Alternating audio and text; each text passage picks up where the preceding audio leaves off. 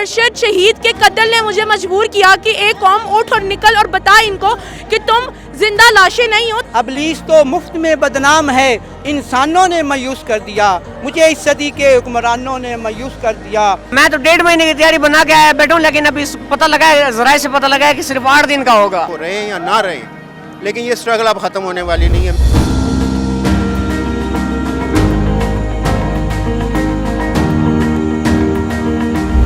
अस्सलाम वालेकुम, मैं हूं आपका मेज़बान इमरान यूसुफ और आप देख रहे हैं जहान पाकिस्तान। नाज़रीन, कुछ दिन पहले खान साहब ने तहरीक इंसाफ के जो चेयरमैन है इमरान खान साहब ने कॉल दी थी निकलो लॉन्ग मार्च के लिए। तो आज वो दिन आ चुका है, जुम्मा का दिन है, 28 अक्टूबर।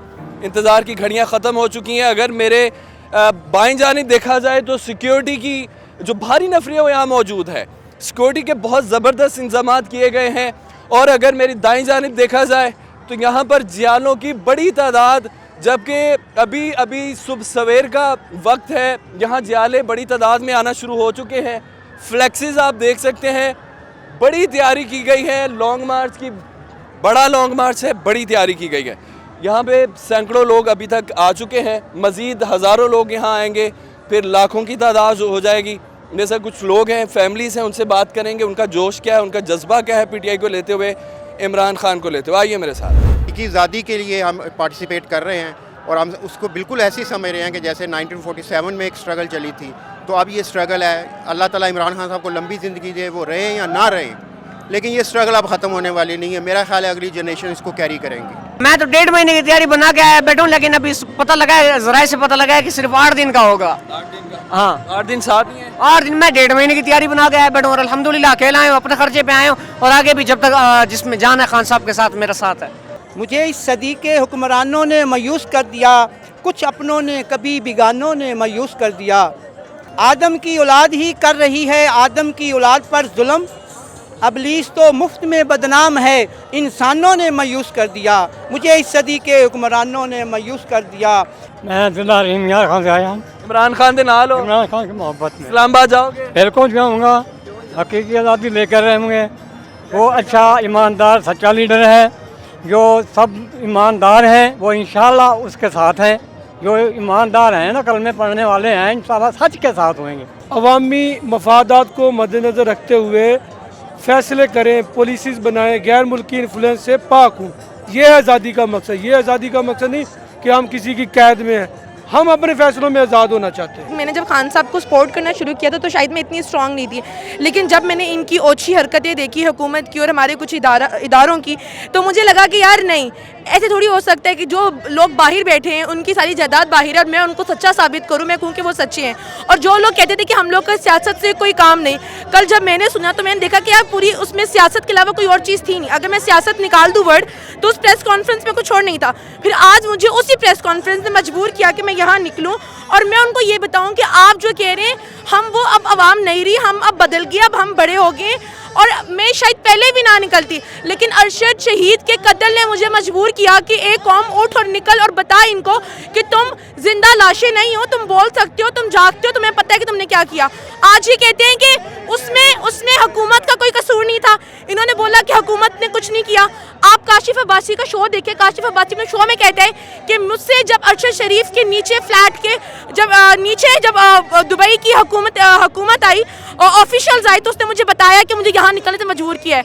मैं कैसे समझ लूँ, मैं कैसे कह लूँ? मेरे मुल्क का एक असासा अभी बाहर है, साबिर शाकिर।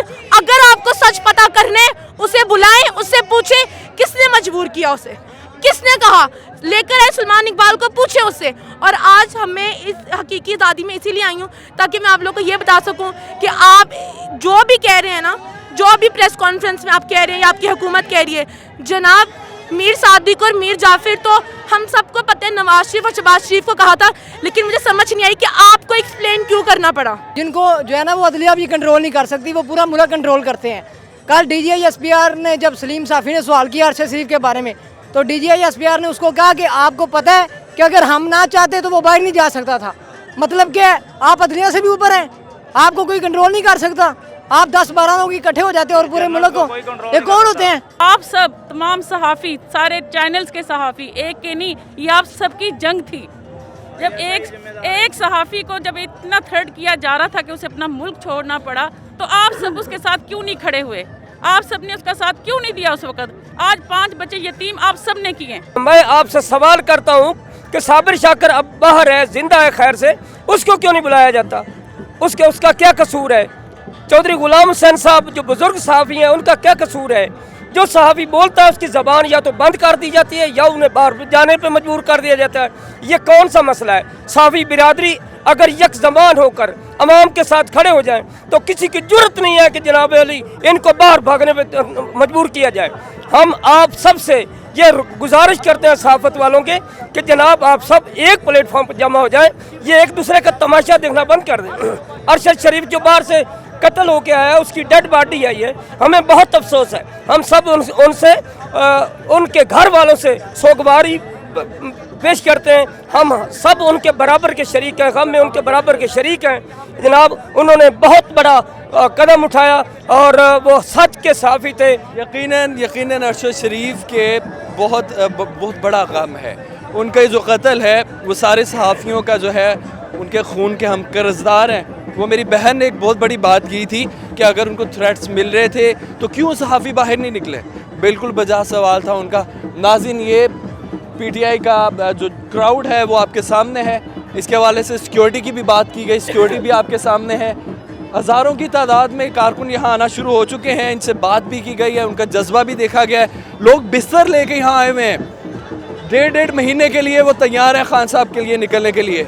लेकिन ज़राए के मुताबिक कहा गया है कि 8 दिन का जो है ये लॉन्ग मार्च चलेगा। सारी सिचुएशन आपके सामने लेके चले हैं। बाकी जहान पाकिस्तान से अब इमरान यूसुफ को इजाज़त दीजिए, फिर हाज़िर होंगे। अल्लाह हाफ़िज़।